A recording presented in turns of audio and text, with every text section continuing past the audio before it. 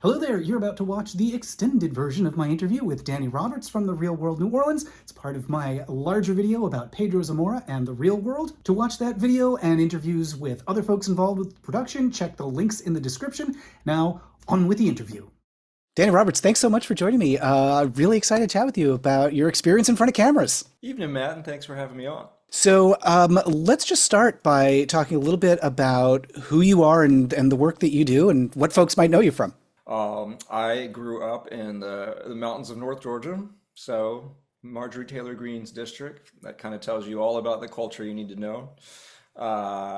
And I left there, studied education at the University of Georgia, ended up then straight out of college, wasn't quite sure what I was going to do with my life next, and stumbled my way and accidentally found myself on MTV's The Real World New Orleans, that was in 1999. So at that point, had you watched Real World before? Like, how much of it was a part of your life? So where I grew up in rural mountain Georgia, we did not have cable, so I didn't have access to MTV through most of my childhood. I do literally remember the trenches being dug and going into the woods and asking the men, "What is this cable?" And they told us it was fiber optics. And to children at that time, this was like space age. This comes through light? And that is the history of how we all got here on the internet in a nutshell. But yes, cable came in when I was a teenager. And I started getting my first glimpses of just pop culture in general uh, around, it was my late high school years. I don't remember exactly. I I honestly I didn't see the funny thing is I didn't see most of those early seasons of The Real World. I didn't have access to them. I didn't watch them. They would rerun for shows would rerun for a long time in that period. However, I would catch snippets of this and that here and there. So most of them I never saw, which maybe is a good thing because I don't know if I would have willingly gone on to it if I had seen a lot of it up to that point. Well, so what led you to audition? Because you're coming in with a background in education. What made you say, I want to audition for the show? It was the two things. The very fact that I mentioned earlier when I finished college with my education degree, I knew right then I was too young and immature to go into the classroom and teach. Did not feel it. Also, the experience overall had me questioning the education system in general, but I mainly because I didn't know what was next. I ended up briefly living in Atlanta with a friend of mine who essentially forced me to go to tryouts, insisted that I go. Uh, so I owe a lot of it to her. I would have never gone on my own accord. I would have probably not even known that the tryouts were in town at the time. But she insisted that I go, so I owe a lot of that to her. And then when I was in line, it was a hellishly hot day in August in Atlanta, a long line, and I made friends with a girl in front of me who is a good friend of mine to this day now. I owe it the other 50% to her because at one point I tried to talk her out of leaving the line to just leave and go to a bar. And she insisted we stay. And the rest is history. Uh, I didn't know it at the time, but okay, so this was August. Yeah, this began in August of 1999, and I didn't know it at the time, but apparently I was like from the start chewed in. Except here's the catch: I was originally cast to be on Road Rules, which was a sister show at the time, which is ironically still very popular to this day. The format's slightly different, but it still exists and it's very popular. But I refused to do that show. Oh, really? Why'd you refuse? I had no interest in road rules. I had no interest in going to get in a motorhome with a bunch of other kids and drive around doing that crazy crap. I had my heart set on I love to travel and I really wanted to go and live in a new place. I prayed that it was going to be overseas. At that point, the London season had been done overseas. And that maybe it may have been the one I had seen the most of, which was pretty boring and innocuous. Hmm. Uh, However, I ended up in New Orleans, not far from home. Were you aware going in, at that point, the show had been on a few seasons, of the attention, the fame that it could potentially bring a person? I was very naive to that piece. And I actually didn't know this until the other day. I got curious and looked it up, but it was not the peak of Real World's popularity. The show drastically changed the year after my season because the rise of what we now know as reality TV began the year. I think honestly, maybe the year that my season aired was the rise of like Survivor, I think it was. And that changed reality TV. However, I was very pop culture naive at that point. I just saw it as a fun escape for a broke, poor college kid to go live in a new place and have some exciting fun and travel. Uh, and also there was a very different expectation about what this fame meant at that time too. Whereas today everyone is looking to monetize that experience into their next phase. There were very few opportunities for that back then, and it really wasn't an expectation for most. Maybe for some, but it was not. That was not the norm. Mainly because there just weren't the opportunities. Social media didn't exist. The internet was in its nascent stages. It was not cool to monetize yourself in many ways back then. There were exceptions, like Eric Nies from the original Real World season was able to rise and build a whole different career, but he very much like erased the foundations of his real world experience to get there. But that was very rare. Like that, I don't, off the top of my head, I don't know of other exceptions. Now, it leads to things later on. For instance, Sean from Real World Boston is now nominated for the Trump administration. Twisty road, yeah, from thing to thing. I like It's hard a to have predicted. long yellow brick road. Yeah. So it sounds like for you, there was not a lot of thought going in about like, what is the audience going to think? What can I turn this into? How am I going to be received? Like, were you thinking much at all about like reaction to your appearance? I think any human is aware of any social situation of being cognizant of how people perceive or take you. But I was in like my youth power phase at that time and was really about owning myself. It was very much the impetus for me to fully come out. I was mostly closeted until I was cast. So I really embraced that and ran with it and was just, I don't know. I'm a very, very open person and always have been and remain that way. I thought about it perhaps less than I should have. What was the decision to come out? You said you're closeted, but this led to you deciding like, I gotta guess pull the band-aid off. Well, Matthew Shepard was murdered maybe a year before I was cast.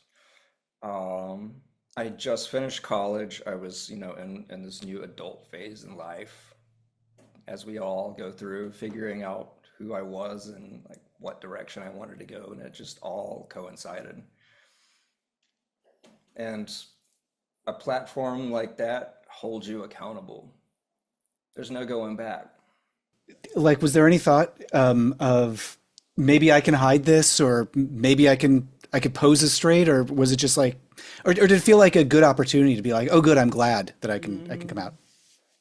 no, no, that was never a consideration. No, I knew from the start that my intention of going down there to try out was if this were to happen, that's the main reason I'm doing this, and that's the goal.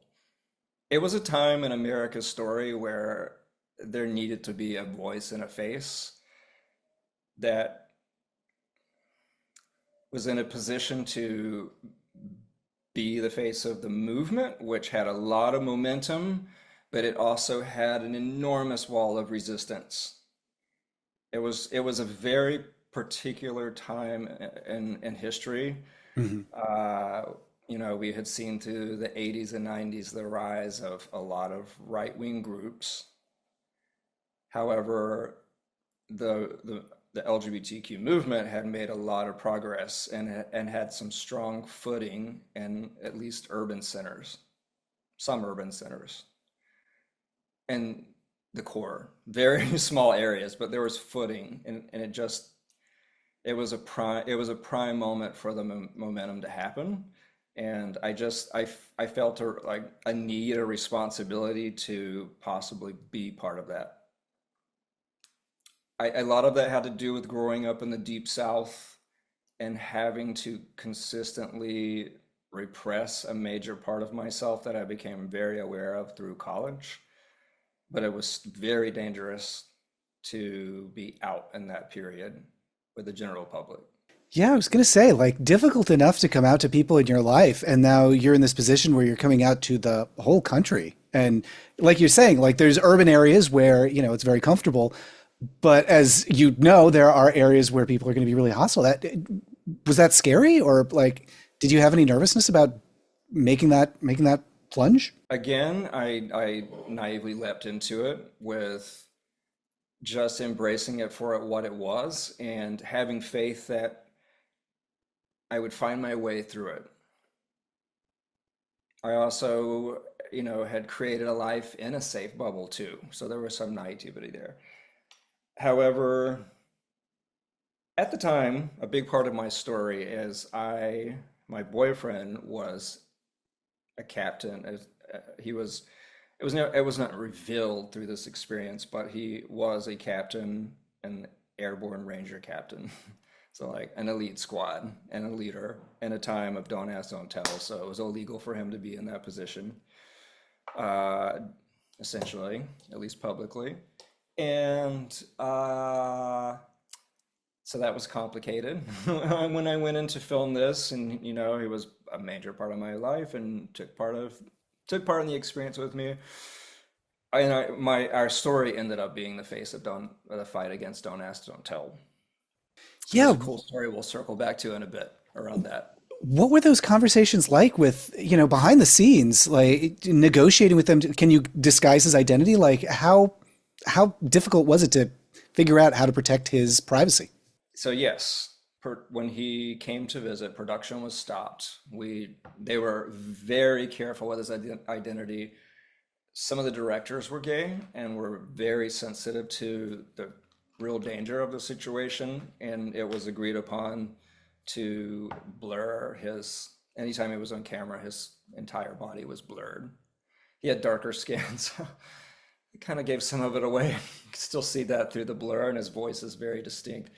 It was very foolish. Looking back, we were young and stupid. Like, it was very foolish and dangerous, because it impacted our lives for many years after that. He was still in the military for 2 or 3 years after the show aired, which forced us to live underground, ironically, by coming out on television. I was forced to live in the closet for years after that, in like a deep closet, and like, as in like hunkered down. We still lived in the deep South in North Carolina, conservative place. So yeah, it was, you ask about thinking about safety and perception. Yeah, it was not an easy period. I can imagine. Yeah. And, I imagine you also didn't have a whole lot of say about what actually went on the air. Like, they blur, but that's kind of their choice. Like, you don't have any Yeah, authority. you have no say what's edited in. I mean, we didn't get to see the final edit until the public was getting to watch the final edit. I take that back. I think they sent us a VHS copy of it that we would get a couple of days before the air. Like, maybe we got it on Friday, and I think, or no, I think maybe it aired on Thursday, so like we would get it on Tuesday, just so we would know what to be prepared for. But that was the extent of it. Did you think of yourself, like, as it's being filmed, as a role model for gay viewers? At the time, no, I didn't. I was, when you're 20 years old, no, that's, I was deep in needing a mentor at the time, but I definitely was not thinking about being a role model whatsoever. Uh, when I say I was young and naive, I mean it. I had grown up so sheltered in rural North Georgia, having seen very little of the outside world, other than my 4 years at the University of Georgia, which was kind of an intro session to the world. Mhm. But when I left there, just very sheltered. And that's a trope of the show too. They often have on, there's always one figure who is absolutely that trope, the innocent young clueless person who's introduced to the world. But in many ways, I think most people on that show were. Did you feel, having that camera present, self-conscious, and did that shift over the course of filming? Like, did you get more used to it over time? I don't know how you ever get used to that unless you're pathologically able to adapt. In fact, I'll share this story. So it was filmed for 5 months. I don't know if that's just insane.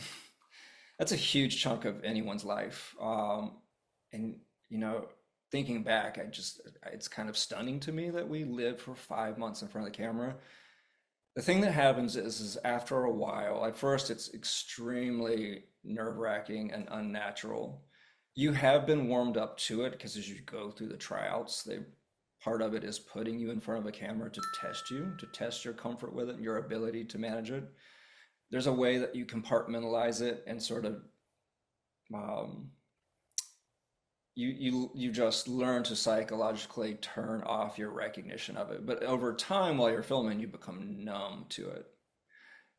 But you can never overlook the fact that there are people walking around amongst you who are absolute strangers carrying huge cameras and booms and things. It's just there's only so far you can take desensitizing yourself to that. So you're always subconsciously hyper aware of having these crews and this equipment around you and being watched and recorded. It did something psychologically to, I think, all of us in a negative way. When one of my roommates and I left the season, her name's Kelly, we left together. We went on a retreat to her parents' place in rural Arkansas to decompress and detox from the whole experience and just like catch our breath. We had the strangest experience where stepping out of that experience and coming down out of the high of that stress of continually being watched, which is, you have now so deeply subconsciously repressed. We had 2 or 3 days where we would just have spontaneous fits of vomiting. It was, I think our bodies coming down off of the chronic stress and all of the chemicals, the fight or flight chemicals that just your body is adapted to all that period, but coming off of that, it was the strangest thing I've ever experienced in my life. Just, sitting just fine and then suddenly having a strange, odd vomiting bout. And then, oh, what the hell was that? We both had that experience. And later on, we all were able, many, many, many years later, and a later show that we all filmed together rather recently, we're able to all as a cast come together and talk about the experience. Most of us had lost touch with each other from the minute we left. Kind of you leave in a sort of, I think, state of self-preservation and run to your own corners and manage the insanity of it all the best you can. So we had never had that experience where we got together and shared notes, and we all had similar experiences. It was not an easy thing to come out of, and there was really no support whatsoever. We were just told, thanks, good luck, hit the streets. And then, yes, going back to my earlier point, at the time, it was the majority of MTV's revenue, which was one of the top stations at the time, and it was the most watched show at the time regularly, by I think it was 28 million viewers weekly, which is a sizable chunk of a country of about 300 million at the time. Yeah, and of course, like the end of filming isn't the end of the experience because then you got the broadcast to look forward to. That's just the beginning. Yeah. What do you Yes, that's remember? just the beginning of the entire journey. And there's nothing to prepare you. No one's prepared you. There's no one to turn to for advice and mentorship on this. You are just here you are, 21, 22 years old, naive to the world and how the world and media works, without a clue about what fame means, thinking like, oh, it just looks fun and glossy. Why not? it was a ride.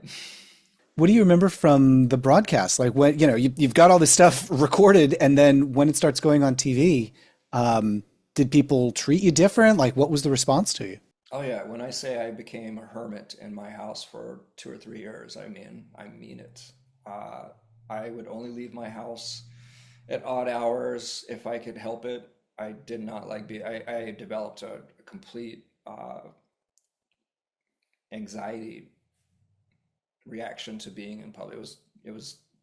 Number one, being an out gay man, that was very dangerous at the time, especially in the deep South.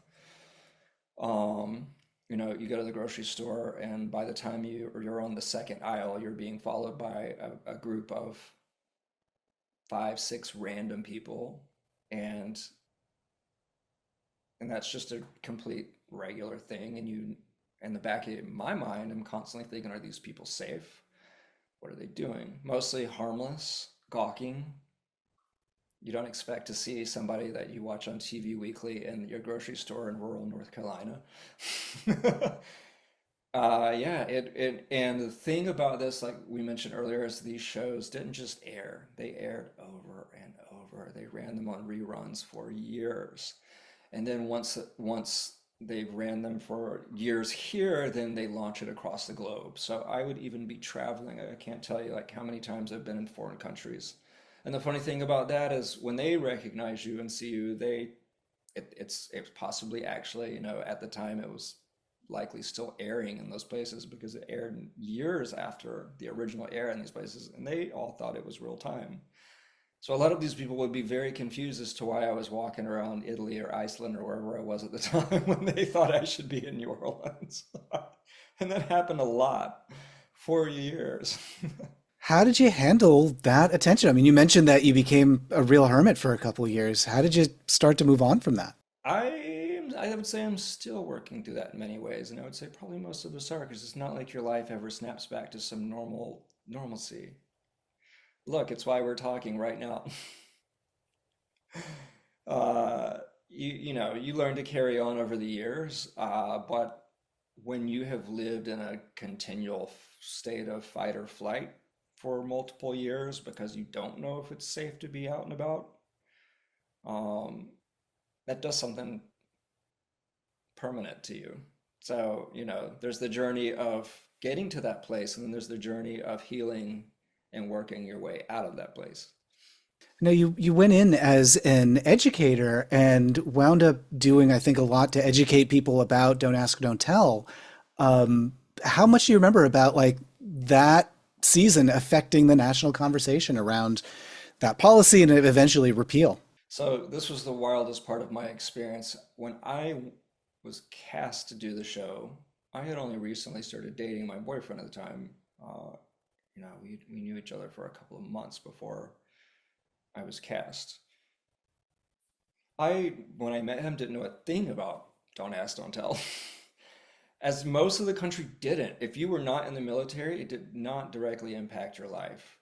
And this was not an era of social justice. Your average person wasn't generally walking around talking about anything LGBTQ related because it was pretty taboo. No one wanted to be, unlike now, there were very few allies in that area because no one wanted to be associated with us in general, at least not publicly. So there was no internet. There it sounds funny to people today, but it was actually difficult to understand the nuances of how society worked in that era.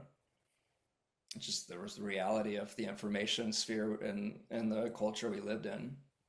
So I knew nothing about it, which was not unheard of. But of course, immediately learned all about it through dating him.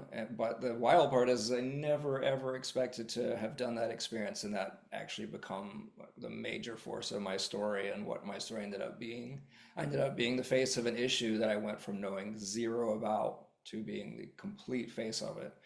And it was a natural mold to become the face of it because of exactly what I just spoke about. No one really knew about it. I became the actual element that made the public aware at a large scale that this was actually reality. And it was the first time that for many people there was a direct line between government policy that's discriminatory and direct daily effect on people's lives and what that actually means. It's no longer an abstraction. This is actually what it leads to. And it was an illustration of that, and it really impacted people. And it's much bigger than Don't Ask, Don't Tell, because it was an illustration of Don't Ask, Don't Tell being an element of a broader cultural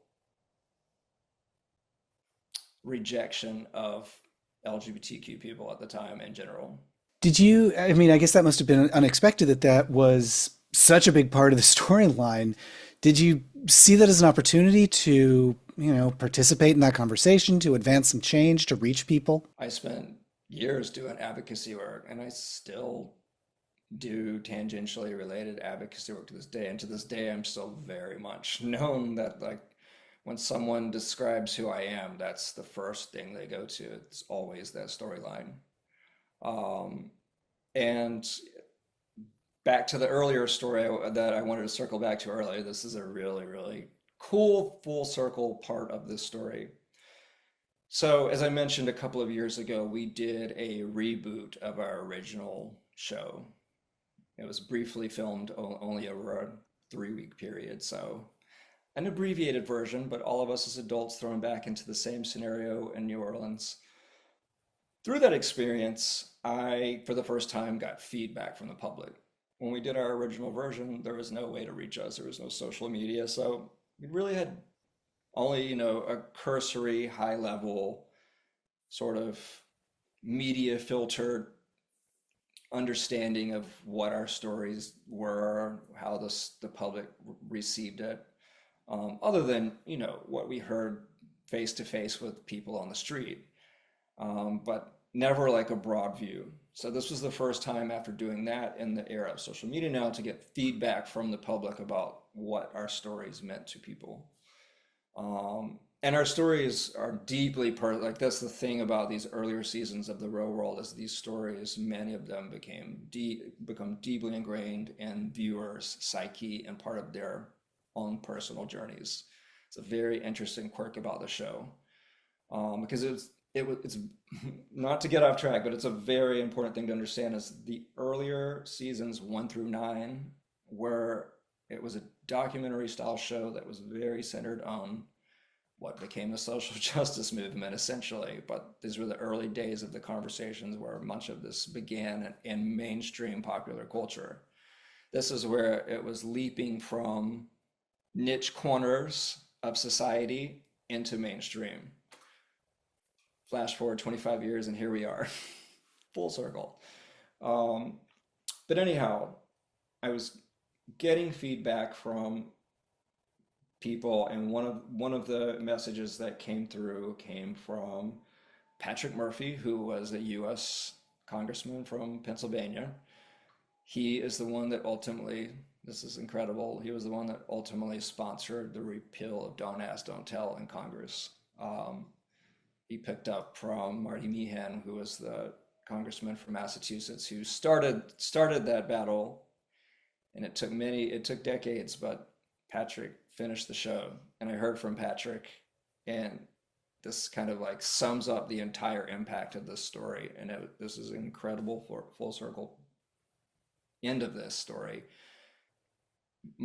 Seeing my story partially, not solely by any means, but partially inspired Patrick to want to go to Congress and to fight and to throw himself into the fight of repeal of Don't Ask, Don't Tell. He was a veteran of the Iraq-Afghan wars.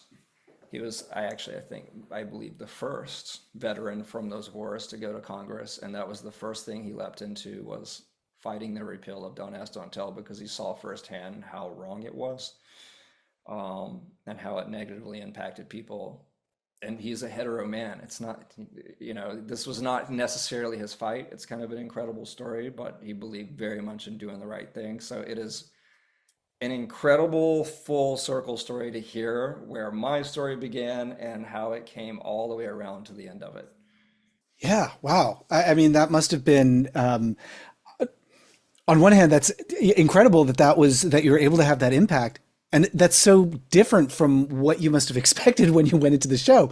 Like you could Who would never have? have That's the imagined. incredible part, right? Who would have ever expected this? It's mind-boggling. It was if you're a kid from small town Podunk, Georgia, that you never in a million years dream that the story is going to accidentally go in that direction. Yeah. No, it wasn't intentional at all. It was, and I was early on dubbed the accidental activist.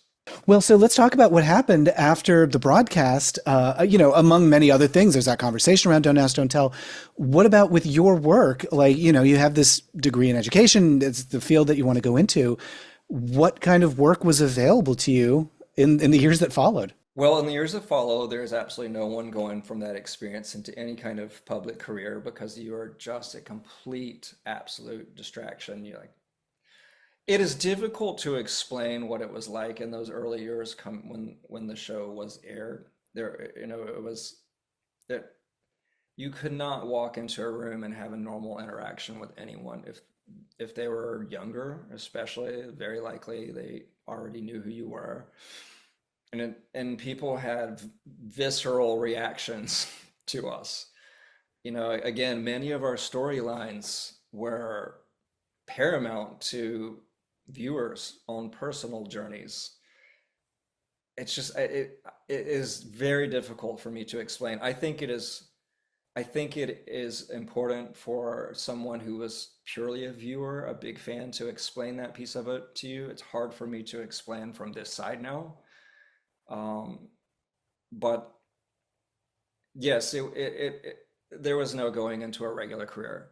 What I was very grateful and thankful to do was to use my education foundations and my experience and use that as a platform to do informal education and advocacy around generally just LGBTQ rights in general.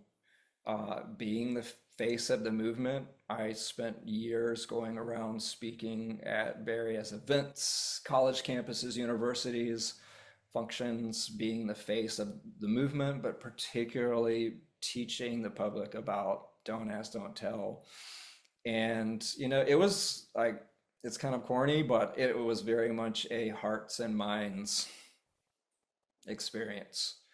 The thing that I think was the most important part of my story is that though my story was very important to many of us, it was the fact that my story was able to change the mind of so many hetero people who may have been on the fence, may have even been questioning our existence, our right to exist.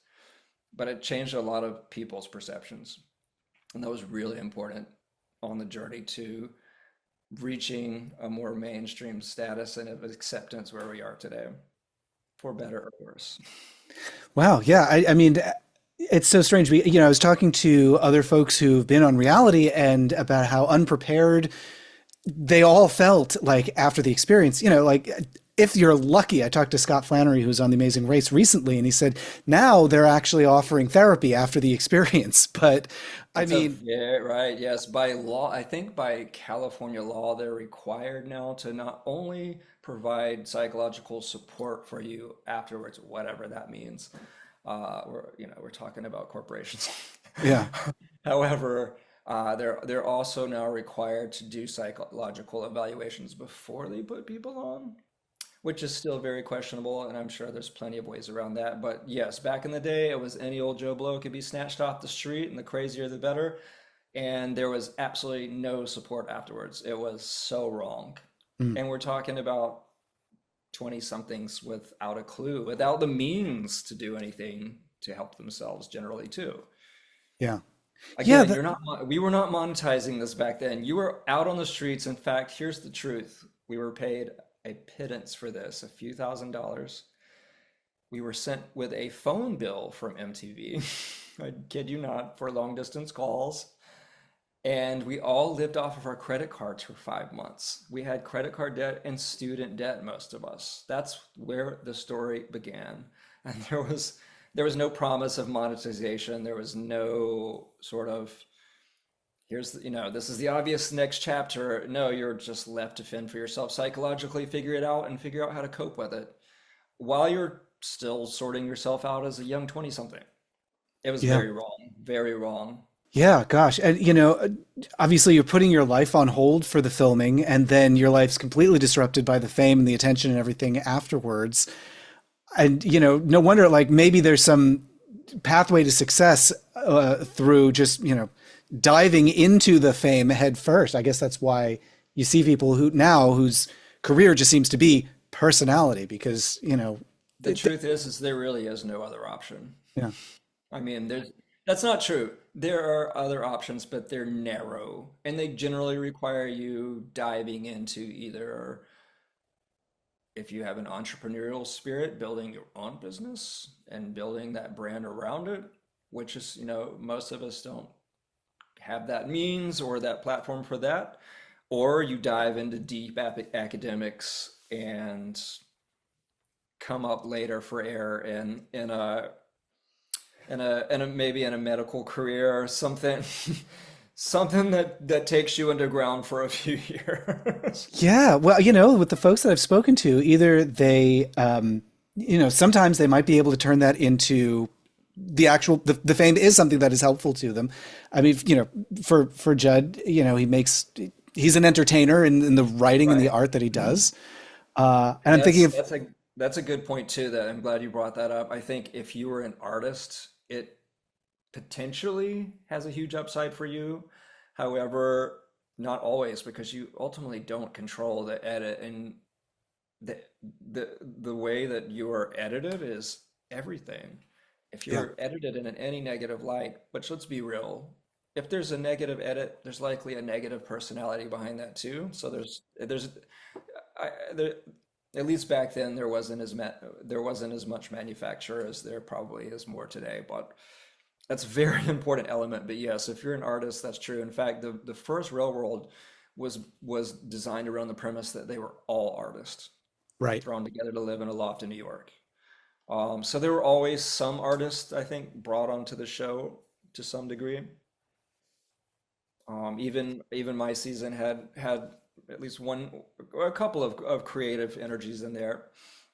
And yes, you're right. That can actually really work out for you. So how did you take some control back over the work that you're doing and just the way that people interact with you? I know you through your work on History on a Race now. So how did that kind of work Yeah, come your well, way? history in a race is more recent. I'll get back to that in a second. So I did advocacy work for several years. I leapt into back to your entrepreneurial spirit as you're like looking for your footing in your career. I I delved into traditional real estate for a couple of years. Um, which I'm not a salesperson at heart. It's not in that sense. Not a cutthroat salesman. Um, However, it was my leap into tech. I've spent most of my career actually working in the tech startup world. I recruit, do HR, build startups, um, and that's been a really incredible good place for me. At least for a long period, it was a very idealistic world full of a lot of people who thought we were going to change the world for the better. So that was my groove. The story of my adult life has been taking part in work and movements that have at least had the intention to take us forward. Well, we all know where tech turned, but anyhow, that's a different story. Uh, yes. So I became just quite disillusioned with the tech world in a lot of ways in the past couple of years, and I started sort of searching and looking at my foundations of like wanting to do some good in the world as I've seen the world turning backwards again. And in my search, I quickly stumbled across through a mutual friend, History UnErased, which was co-founded by a woman named Deb Fowler that I work with now.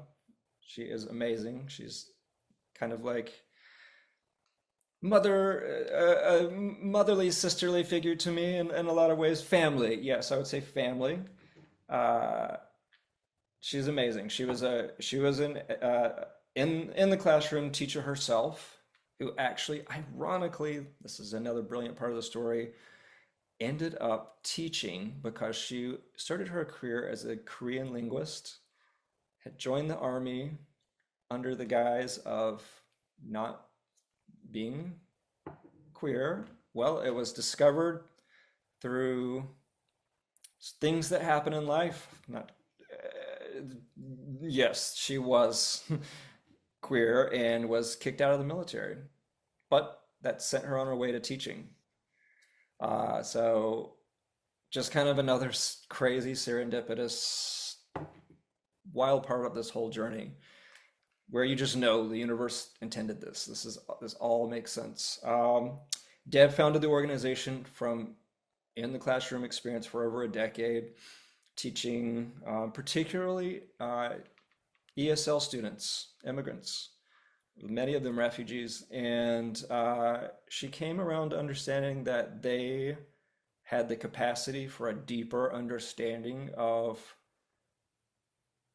who we all are as people in an era when she was teaching closeted. She was keeping that part of herself hidden, as one still does often in classrooms across America today. But she came to this very important understanding that the students, she was doing a disservice to the students by hiding that part of her, and it partly inspired her, along with some other pieces of the story, to found History UnErased. And the mission of this organization, we bring inclusive, LGBT inclusive history curriculum to mainstream education.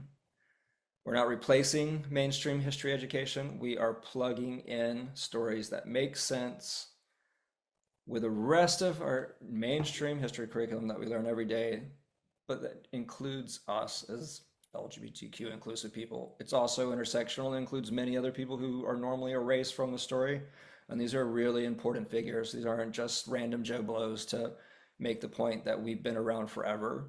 These are really important figures that transform the history of our country in many ways. Many of these people, very important people, meaningful. And the whole point of this is so that we all understand a more complete story of America. Not just LGBTQ identifying students, but all of us understand this. This is nothing new. This is not some crazy leftist movement that popped up in the 60s. When people hear the story that, the mention of LGBTQ history, they just think of Stonewall to the present. This goes way back to the Native American histories. That's really exciting because, I mean, that is such a gap, a knowledge gap, even for people who do queer history. Very seldom do I hear people talking about basically queer culture within indigenous cultures in, what we now call the Americas. That is such a huge area with so much room for improvement. That particular area of education. I mean, queer stuff in Oh, general, but especially, Native people. so much room for telling the full story. However, this is all, by the way, for mainstream education, K through 12 across America, and this happens to be a period with enormous pushback to this, commonly referred to as grooming. Hmm. Just telling history. We're not an advocacy group. We're not interested in pushing any narratives or getting people to believe any way, form, or fashion. We just are trying to get people to understand this is their history. These are real people. This is the real impact they had. It's that simple. Um, However, it's a challenging time to be doing this work, but it's a very important time to be telling these stories, and particularly as we move forward. That's why I Yeah. joined in with Deb, helping to build this organization, helping to spread the work we're doing, is because it is so important. I think we're to a point now in our narrative where we've hit a plateau of acceptance. Most Americans who are going to generally embrace us as equals have generally done so. the large chunk of the population that is resistant, there is no amount of logic you're generally going to tell them, share with them, that's going to change that perspective. I think the only way we are able to move forward for true acceptance and equality is by having children growing up understanding, always been here. We've been a part of this fabric all along. None of this is new. None of this is really divisive. There's no terrible agenda here. We're just people living our lives in our own special ways that we're all living here. And I think until children grow up understanding this, we're never moving past the place we're stuck at now. I think that's why this is so important. Yeah, there's a really nice symmetry, I think, between you and other queer people appearing on the real world and basically asserting we belong here because we are part of the real world. Real life includes queer people. And the work Thank that you're you. doing now, is a reminder real life includes queer people and always has. That's a really important, good point you just made. It's the fact that the reason the real world was so important because it was the first time most of America had ever seen the day-to-day life of a average homo at this time. The only exposure most people, the vast majority of the population had had until the real world was likely some negative stereotype that you found in a dark corner or a recess. Very, very, very limited, if any, interaction or understanding of what queer means, can be, looks like. The real world changed that. And people forget that today because, well, most people today don't know anything but this understanding, even if you don't accept. When you reflect back on your experience, would you say being on the show, for better or for worse, was it a worthwhile experience? I've had many moments on this journey. It's been 25 years since the original show, and I've had many moments where I've questioned that, especially as I think through my 30s, I had a lot of moments where, you're like, maybe this wasn't the best choice back then, but I can now reflect later in life with the wisdom I have and the place that I've reached that I have, I'm very proud of it. I think it made a really positive impact in the long run. Um, the person I have been molded into today through heat and hammers. I wouldn't be this person otherwise. There's a lot of strength and growth that I personally been through that I wouldn't have had otherwise.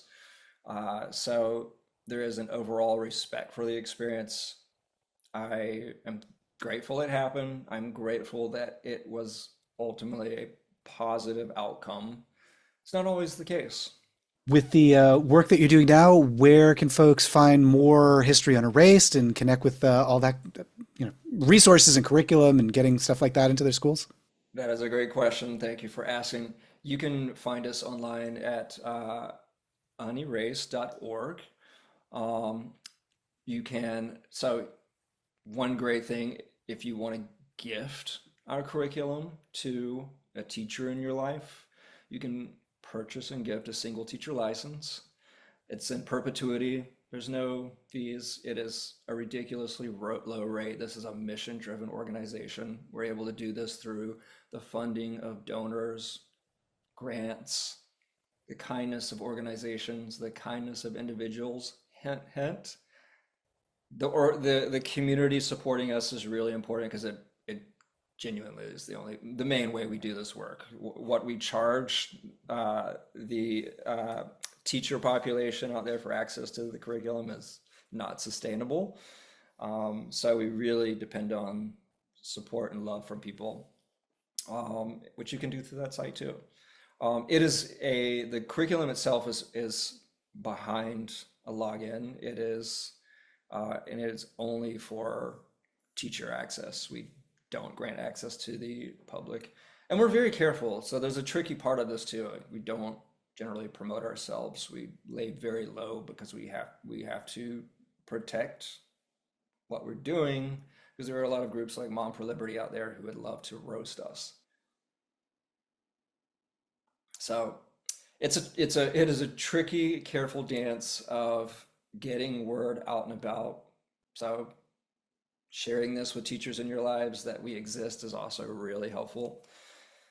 Um, and yeah, the only other thing I'll say is all the staff here, we're all teachers as well. Everybody here is an educator.